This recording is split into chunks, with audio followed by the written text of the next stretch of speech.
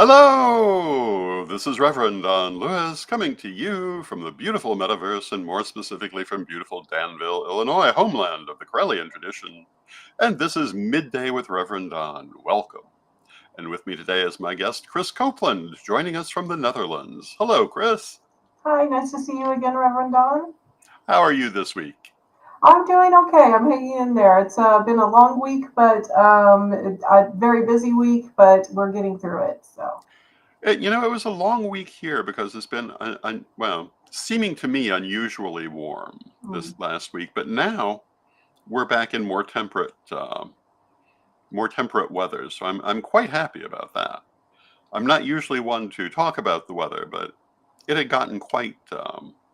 I can't say unseasonably warm. We're talking about the start of August, but quite warm. And hello to Mary in the chat room. It's good to see you, Mary. hi, Mary. Good to see you.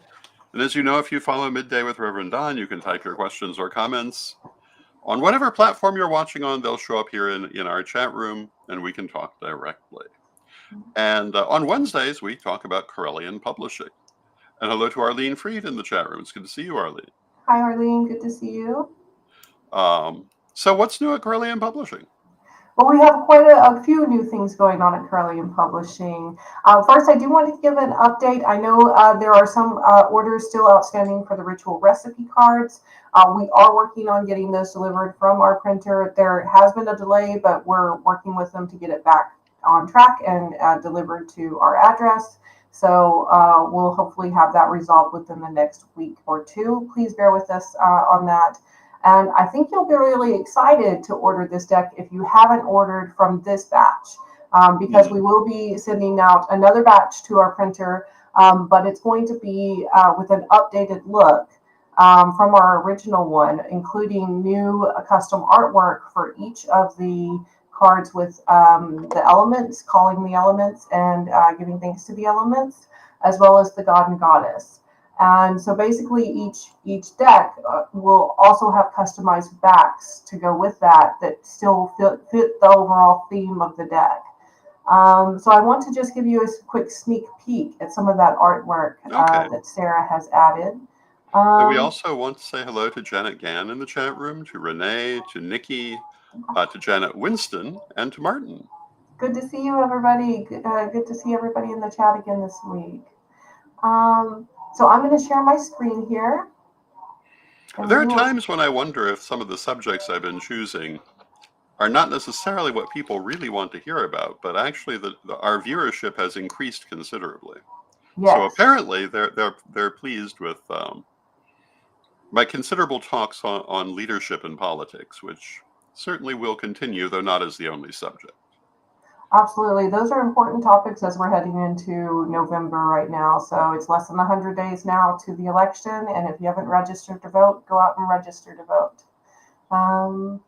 If you're in the United States. And yes, if you're in the United States and if you believe in voting, if you're abstaining from voting for whatever reason, that's also perfectly understandable and your absolute right to do so. I'll agree it's your right to do so, but then you don't have a right to complain. That is the other point to it as well. So, and Arlene says she has to figure out how to change her last name on YouTube. Oh,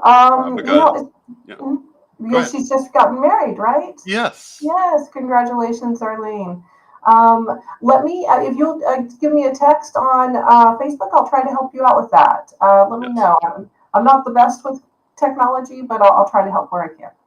Yeah, because she is now Arlene Hebert. Because like the women in the meme, she chose Hebert. So here I'm going to show you some of the artwork on the back of the deck that will be new. So here we have some different cards that match up with the Heartsong logo. If you're familiar with Sarah Heartsong's work, she runs a few different programs, Erosia being one of them, Rare Earth Designs being another, and the Tree of Life Interfaith Sanctuary for a third. But she has here some of the artwork that will go on the back. There's also another set that will go with this one. Let me share this tab instead. And you can see here that we have different cards. This one's for air. We have fire here. This one is water, and this one is earth. Ooh, very nice. Yes, and she's made a couple of cards with mandala backs for the goddess and the god. I'm just really excited about all of these two, and a few different options and styles for each. And Beautiful designs. yes, she's really good at design. So if you do need something custom designed, I recommend going to Sarah. Also, Arlene's husband is quite good at that as well. I don't know if he's offering his services at the moment, but yeah, that's always something to check on too. We have such a talented community. Yes, indeed. Here's one for the winter solstice. I really love these designs. I'm actually seeing some of these designs for the first time right now because Sarah has done quite a bit of work this week on creating this. One for Imbolc here. Oh, I love the little blossoms shooting up on the trees there. The spring equinox. And then we have Beltane and the summer solstice. Lunasa, one that just passed, and the one coming up, the fall equinox. Very nice. Yeah, some really beautiful designs here from Sarah. So if you order the decks from this new batch, it will have these custom designs on all the backs of the cards. So it would be coordinated.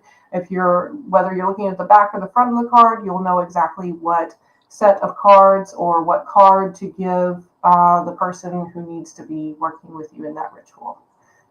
Okay. Yeah, and here's something else that we're working on. This is tentative right now. We have not done any confirmation with it, but we do have our author, Autumn Stoneflower, the one who has written and just published her first book, Circles in Academy, New Beginnings, which is a wonderful middle grade book for pagan kids. Check that out on our website. Because Autumn is a teacher and a mother and does all of these wonderful activities with kids, she's actually created a ritual recipe deck for kids. So this one will include kid-friendly rituals for everything and teaching the kids how to prepare easily for a ritual. It has a breakdown for different ages, so different ritual activities that work with different ages. There's different activity and ritual ideas for all of the Sabbats. And here I want to go down to this breakdown here, age appropriate rituals. So it's broken down to 4 to 5-year-olds. That's things, and it gives tips like keeping it short and use a physical barrier like a circle made of rocks. That really helps them know their boundaries. And then for 6 to 8-year-olds, she suggests things like keeping it to 15 to 30 minutes and using symbols for deities or elements because at that age they do start understanding symbolism. For the 9 to 11-year-olds, she again recommends on keeping it under 30, but you can push it up to 20 minutes. And they can understand approximately where boundaries in the circles are. So you might need tiki torches at the quarters just to help them visualize it a little bit better. And they can start memorizing at that age short homilies to sing or to use during the rituals. And then for older kids as well, 12 to 14, as well as 15 to 17-year-olds. And with the 15 to 17-year-olds, she gives great advice about if they are experienced, they will get annoyed at being taught what they already know. So if they can lead a ritual at that age, let them lead a ritual.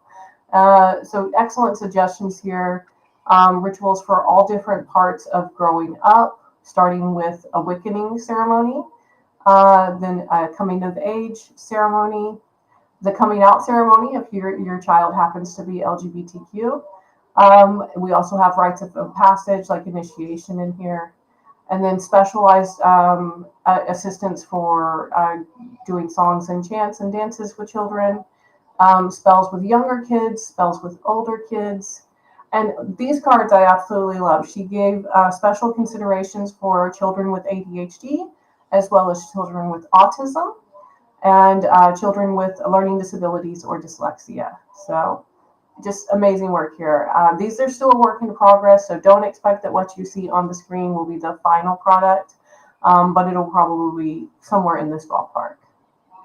We want to say hello to Autumn Stoneflower in the chat room and Black Crystal in the chat Oh, room. Autumn's joining us. Yes. Hi, Black And, Crystal. Good to see you. oh, yes. And Arlene wants to point out that her husband's name is Eric Hebert, hence the bear joke. Yes, yes. And you had mentioned him. And so that is Eric.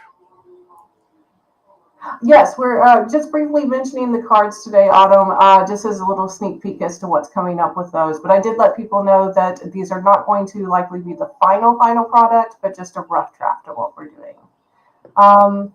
Turning our attention now to Autumn's book, I want to go ahead and pull this up. If you haven't taken the quiz on our website, I recommend taking the quiz because it is super fun. We talked about it a lot last week. Let me share my screen with you so you can see here. And we want to say hello to Cassandra in the chat room. It's good to see you. Hi, Cassandra. Good to see you in the chat. And here we have our collection of books. You'll just click on books at CorellianPublishing.com and you'll see Circles in Academy right there at the top, both the ebook and the paperback. And when you click on that, you can just click here to take the quiz and try it out. But this has been a really fun book to work on. And I'm glad we have the author in the chat. So if you have questions for her, feel free to drop those in the chat so she can respond personally. Yes, indeed. Yeah, I would love to hear everyone's feedback on this this book because it's our first reality or realistic fiction book for children.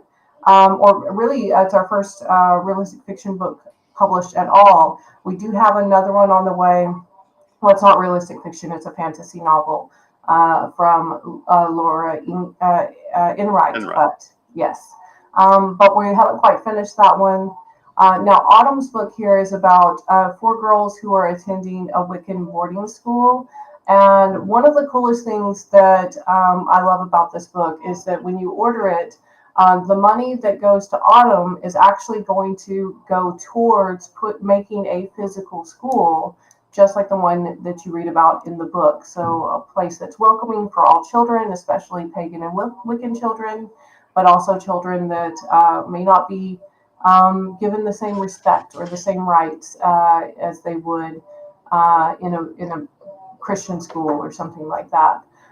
So they can come to this school and find that peace of mind and that safe space to learn. No, it was fun doing the cover. Yeah. What was your process for the cover art, actually?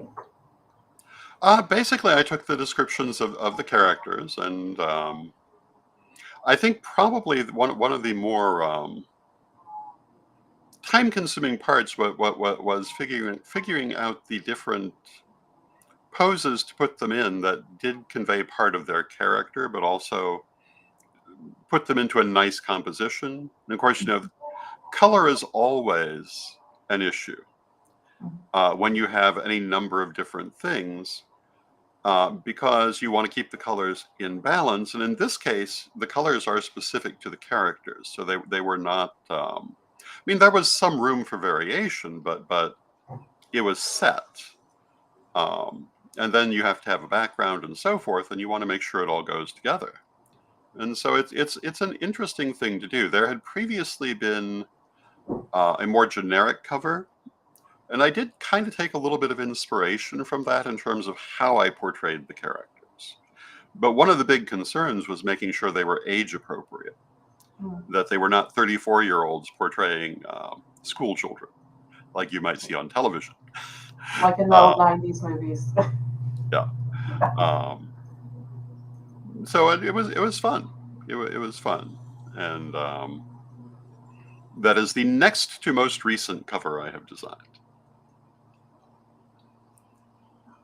Yeah, I really love the way you have captured each child's individual personality through this. You can see even just like in the kind of slump in Cordelia's shoulders, the one in green here, the main character, that perfectly represents her personality. She's kind of withdrawn and quiet and a little scared of revealing who she really is.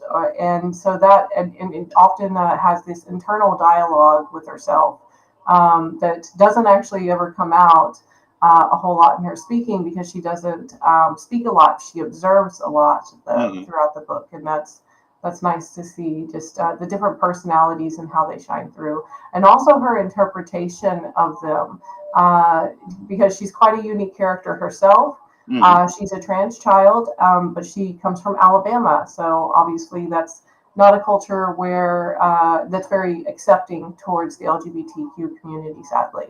Hmm. And she suffers a lot of hardships there through that. And after moving up north to New York, she's no longer experiencing those same issues that she had back in Alabama necessarily, but because she's part of this Wiccan school, she's starting to see that Wiccan children get treated the same way Hmm. in many instances, being bullied by children in the town. And there's a big um, I don't want to give away too much of the spoilers for the book, but there is a big issue in that town with that school existing there, Hmm. and kind of seeing that how kids can not only experience these issues, but survive them Hmm. and then overcome them, try to fight back against them in nonviolent ways, of course. And yeah, Autumn really models that very well throughout the book with the kids. Very good. I think And we're I not. believe that if you're coming to the Buffalo Regional Illustration at the end of the month, there will be physical copies of this available at Autumn's table. Yes, so go meet Autumn there, and hopefully you can get a signed copy of the book. And yeah, that's going to be really exciting to see how that goes. Yes, indeed. Now, another book that we want to talk about this evening is your new book, Rev Don's Book of Stones, Metals, and Crystals. Yeah. This cover is a mock-up cover. It may change over time, but this is kind of the rough layout that we'll use. Yeah. And the color design was actually suggested by Eric, Arlene's husband. Mm. So thanks, shout out to Eric for this color combo here. I think it's really interesting combination and really showcases the stones quite well. Um, but yeah, can you tell us a little bit about why you felt that this book should be the next book and what people will find in it? Well, it partly had to do with where people were showing interest, because there are many things I can write about, but this is about how you use stones and crystals and even metals in metaphysical and magical use. And this runs all through um, metaphysical practice in various different ways. Stones and crystals are widely used in spell work, they're widely used in energy work, they're widely used in spiritual healing, they're used in meditation, they're used obviously in magical tools and objects. And so knowing the different ways to access the energy of different stones and how to focus and direct that to your purposes are very important to people who are practicing metaphysics. I also am talking about some of the history of it. And one of the things, and I mentioned this, um, I guess yesterday on the program, because it seems like it was very recent, but I was pointing out that, there are different ways to work with stones and crystals, and people generally approach them through color and color vibration, but it's not the only way to do it. I was speaking about people I've known who practice psychic reading using stones, and that they didn't necessarily do it in the same way. And if you look at the historical meanings of stones, sometimes they vary quite widely, but generally speaking, I would say that's because they were accessing them in different ways. Some through the color vibration, some through different aspects of energy, and um, and just using them in different ways. And so it's quite interesting to see how some of these things have developed. It's also um, interesting to look at how long we've been doing this. And in many cases, we were already using stones in the same ways that we use them now in the ancient world, including magically. Stones like amethyst were widely used magically at that time. Carnelian and lapis lazuli, particularly, has a very ancient um, history. It was very big in ancient Mesopotamia, very big in ancient Egypt. And seeing how these were used, for example, in ancient Egypt, how they were used in talismans and amulets. And if you look at the thousands upon thousands upon thousands of surviving Egyptian amulets, you will notice that what they're made of is relevant to what their purpose is, because even then they were using the stones for their purposes. And in Egypt in particular, they did tend to access it through its color vibration. And so the color of the stone tended to have a lot to do with how they were going to use it. And these are some of the interesting things. Some of the more current things, the more modern things, are working with crystal grids and healing and similar psychic work, which parts of that go back a long way, but in many ways it's quite a modern discipline. It's one of those areas where we've expanded our psychic knowledge. And I'm a very big believer in the idea that it's not enough to just pass it on. We have to expand it. And of course, one of the biggest things that I have worked with over the years is the crystal web, which of course uses crystals and stones. And if you want to work with the crystal web, and by the way, tomorrow night, August 8th, I will be doing a crystal web ceremony here on Corellian TV, dealing with the Lion's Gate. Um, and the different ways that you use the stones are very important in terms of how you would use them in connection with the crystal web or any other kind of magical uh, purpose. So I highly recommend um, studying more about that. And so this is to be a more encyclopedic book on that subject than things I've already written. Because I have written about stones, certainly in the past and in the degree lessons, but by necessity, those were more brief examinations, and this will be in greater detail.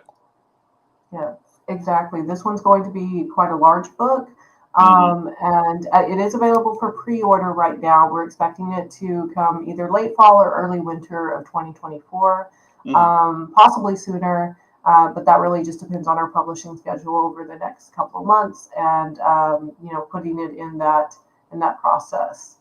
Oh, Um, thank you, Arlene. She just ordered her copy. I'm Excellent. sure you Thank will get a you. lot of use from it. Yes, yes. And we do have that available in both the ebook version as well as the print version. So if you'd like to save a little money and also save some plant matter, then you can also choose the ebook version as well. Autumn says here about her regarding her book that this first book is very wholesome, but the sequel will get a lot darker. Um, I don't want to spoil too much of it, but I will let you know that the first book takes place in 2019, and that the next book will take place in 2020, which Hmm. is probably an indication. And I'm not sure because I haven't actually read the second book myself yet, but I'm guessing that that might be where it's heading, at least in part. It Um, would seem logical. yes, yeah. And unfortunately, all of us have gone through something quite traumatic together if we've been alive in the past 5 years. So, yeah. And then Um, the other more recent book we have is the Witch Wars Defense Manual, Volume 2. And I don't know if we can pull that one up on screen or not, yes, let me jump over here and grab it. that it's called the Witch Wars Defense Manual, Volume 2, How to Win. And it deals both with internal um, witch wars of the sort that we have in our community, for better or worse, but also with the wider cultural wars and the kind of techniques that people use that you might not understand are techniques if you've not been exposed to them, of also ways to respond to those, and examples of situations.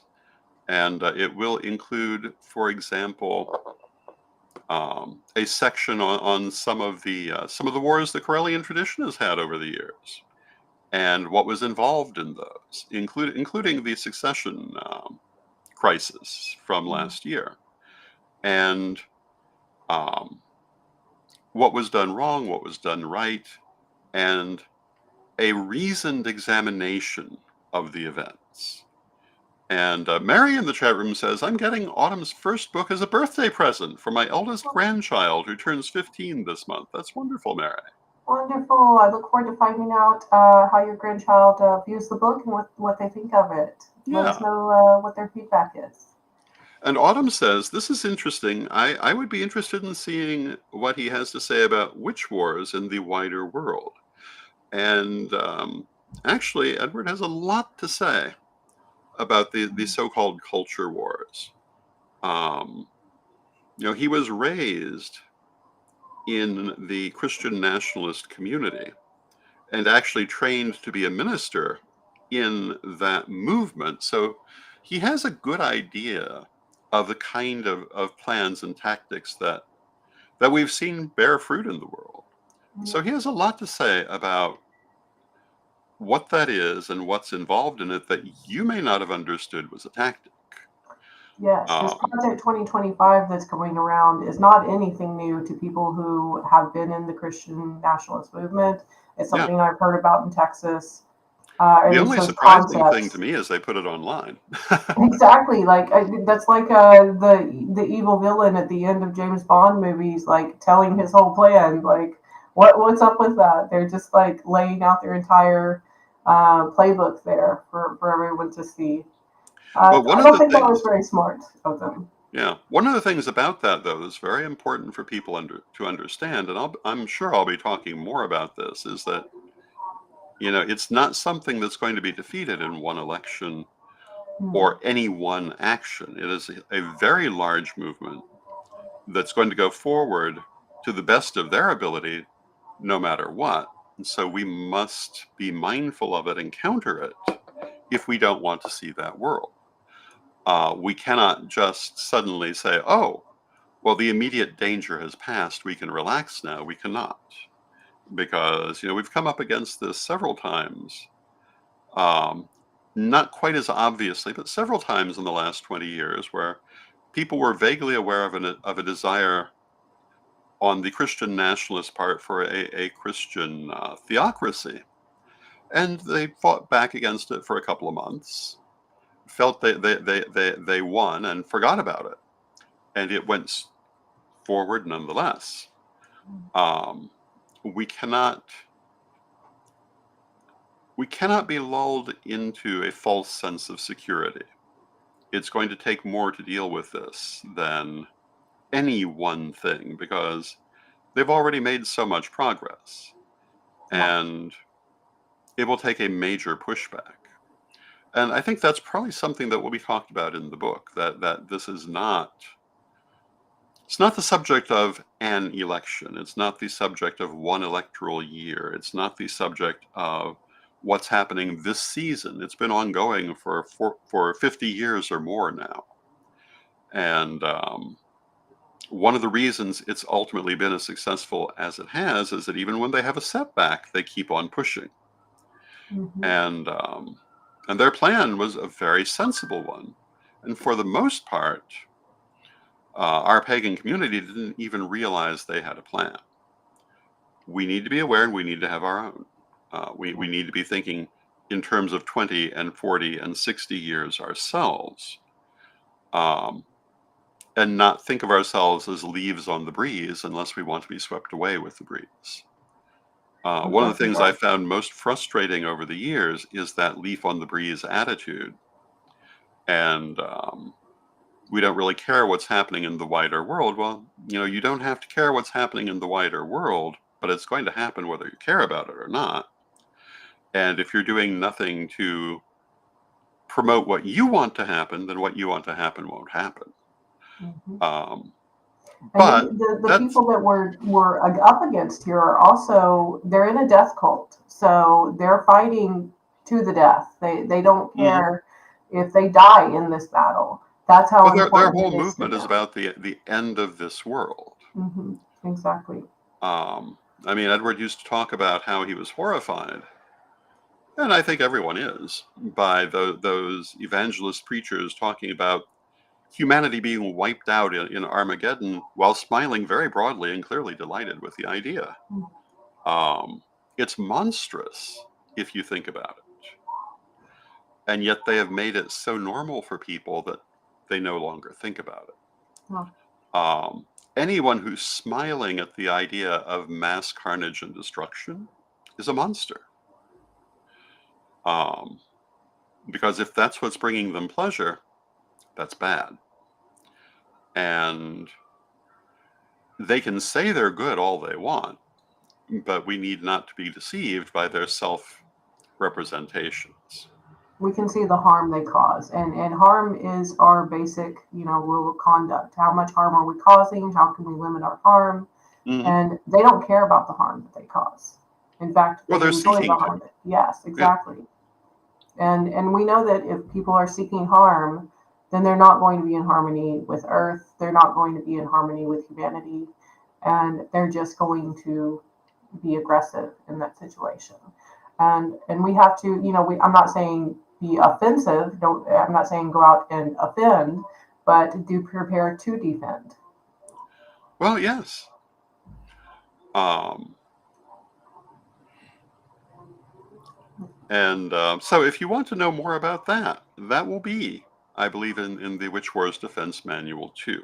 And you don't have to have read the Witch Wars Defense Manual 1 to read the Defense Manual 2. It will stand on its own. But if you want to read um, Volume 1, it's all over the place as a free PDF. You can go to Edward's Facebook page and get a copy of it.